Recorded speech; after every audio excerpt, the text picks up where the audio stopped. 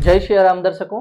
कल की वीडियो में हमने जाना कि कैसे विभीषण के समझाने पे रावण विभीषण के दिए हुए विचारों को नकारता है और अपने सभापति जो कि उसके मुंह पे उसकी अच्छाई हाँ में हाँ मिला रहे होते हैं, उनकी बातों को सुन रहा होता है। आज हम उससे आगे की कथा करते हैं, तो जल्दी से बिना किसी विलंब के शुरू करते हैं। जय श्री राम। दोहा काम क्रोध मद लोभ सब नाथ नरक के पंथ सब परिहरि रघुबीर ही भजौ भजई जय संत सियावर राम जय जय राम।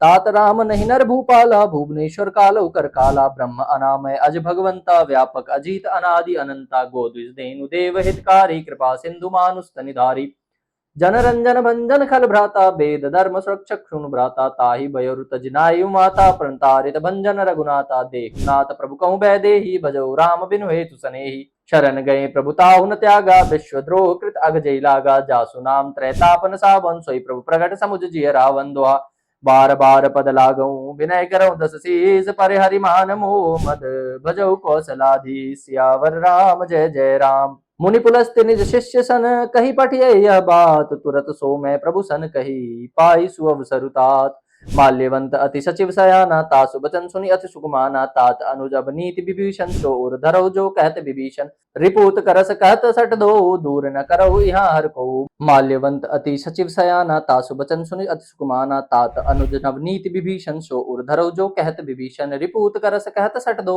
दूर न करो यहाँ ही को माल्यवंत गृह गयो बहोरी कहे विभीषण पुनि कर जोरी सुमति कुमति सबके उर रहे नाथ पुराण निगम अस कहे जहाँ सुमति तहाँ संपत्ति नाना जहाँ कुमति तहाँ विपति निदाना तब और कुमति बसी विपरीता हित अनित मानव विपरीता काल रात निश्चर कुल के रीते सीता पर प्रीत घनेरी दुहा तात चरण गई मांगो राखो मोर दुलार सीता देहु राम कहूँ वही न हो तुम्हार सियावर राम जय जय राम। दोस्तों, यहाँ पर विभीषण जी रावण को ये कह रहे होते हैं कि हे भ्राता, आप समझने का प्रयास कीजिए।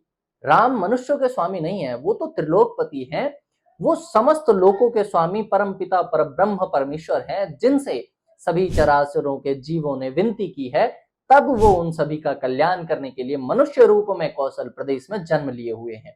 आप उनसे वैर ना कीजिए, उनसे वैर करना ठीक नहीं है। ना तो ये नीति के हिसाब से ठीक है, ना धर्म के हिसाब से ठीक है। मैं आपसे विनती करता हूं कि आप श्री राम के शरण में जाइए, जानकी जी को लौटा कर उनसे विनती करिए, उनसे क्षमा याचना कीजिए। वो तो ऐसे करुणामयी है, जिसे सारा जग त्याग दे उसे भी वो स्वप्रेम अपना लेते हैं। आप उनसे वैर ना कीजिए, वो आपके हित के लिए ही कहेंगे। ये सब वचन सुनकर उनके नाना माल्यवंत जी जो वहां उसी सभा में होते हैं, वो रावण से कहते हैं कि मैं आपके भाई विभीषण की बातों से पूर्णतः सहमत हूँ। आपके भाई विभीषण नीति के भूषण है, वो आपको जो भी सलाह दे रहे हैं वो आपके लिए बिल्कुल उचित है, आप उसे मान लें। लेकिन रावण उन दोनों को मूर्ख कहकर उनकी हंसी उड़ा देता है और अपने सभा से कहता है कि कोई है इस सभा में जो इन मूर्खों को चुप करवा सके। जिसे सुनकर माल्यवंत जी खुद को अपमानित महसूस करते हैं और वहां से लौट जाते हैं। लेकिन विभीषण वहीं होते हैं और दोबारा हाथ जोड़कर अपने भाई रावण से विनती करते हैं कि हे रावण, हर एक मनुष्य, हर एक प्राणी के हृदय में सुमति और कुमति, सुबुद्धि और कुबुद्धि दोनों होती है। जिसके यहाँ सुमति मतलब की सुबुद्धि है, उनके यहाँ यश, वैभव, धर्म, धन, धान्य, मान, सम्मान की बढ़ोतरी होती है। लेकिन मुझे लगता है आपके हृदय में कुमति ने स्थान कर लिया है और आपका पतन अब निश्चित है। फिर भी मैं आपसे विनती करता हूं कि मां जानकी को श्री राम के चरणों में वापस लौटाकर उनसे माफी मांग लीजिए। मैं आपको वचन देता हूं कि श्री राम के शरण में जाने की वजह से आपकी कोई मान हानि नहीं होगी, आपका कोई अहित नहीं होगा। जय श्री राम। दर्शकों, क्या यहाँ पर विभीषण खुद को बचा रहे होते हैं या फिर वो अपने भ्रात धर्म को छोड़कर खुद के बचाने के लिए ऐसी मीठी मीठी बातें कर रहे हैं? आपको क्या लगता है, क्या विभीषण रावण को सही समझा रहे थे या फिर विभीषण को रावण के प्रति अपना भाई धर्म निभाने की जरूरत थी? आप इस क्वेश्चन का आंसर लिखिए। तब तक मैं कल की तैयारी करता हूं और मिलता हूं कल सुबह इसी दोहे के अगले चरण के साथ। जय श्री राम।